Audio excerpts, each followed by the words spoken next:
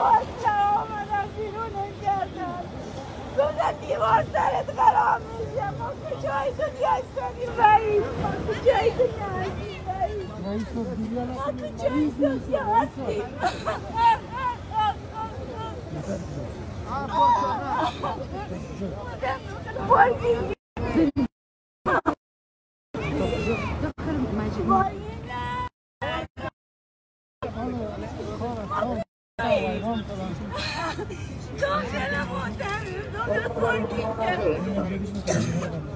چی شد خانم کریمی بالاخره؟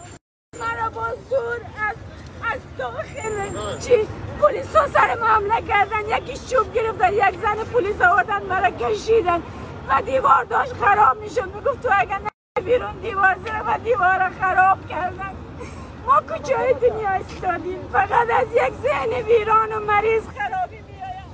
چرا؟ اولاد ما تکه تکه میشه، همه چیز ما تکه تکه میشه. اما به یک ساختمان لعنتی رحم نمیکنی شما لعنتی ها. به یک ساختمان پیشان فرهنگی کجاست مگه یک ساختمان چه زنگینی سر شما کرده بود؟ این شهر سینما پارک جزو هویت شهر کابل است. جزو هویت شهر کابل است. میفهمین یا نه؟ من دیر رسیدم. من باید بفهم یا ندم. دو دل بودم چی کار کنم اما امروز دلم نتونستم طاقت کنم. خارج از وقت کاری میایم که به من نگن تو از وقت یک شهروندم. من از پلیس میخوای تو رو خدا نجات بدین. به فرونم داخل سالم بود. سلطان زویی از شهر میری تو که توی این کارا کردی. آره گفت از چی هست؟ چی میخواهند؟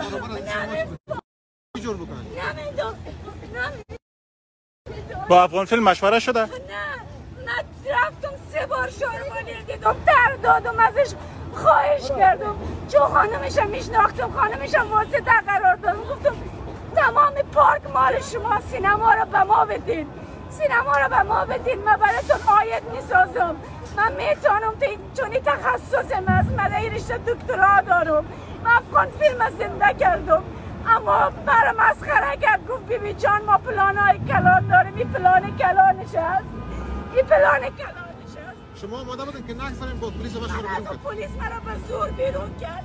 حتی حسنا جلیل آمد برایشان گفت که حق نداریم اما به امرالله صالح معاون اول ریاست چی بیرون انداخت. من این چیزی برای باختن ندارم. فهمیدید؟ من اگه فردا منفق کنن برای من اصلا مهم نیست، ولی نباید این کار میشد. نباید این کار میشد. بفهمید؟ برای پلان شد پارک بس یا دیگه سینما رو میخوان تخریب بکنن؟ من نمیفهمم. من این چیزی نمیفهمم.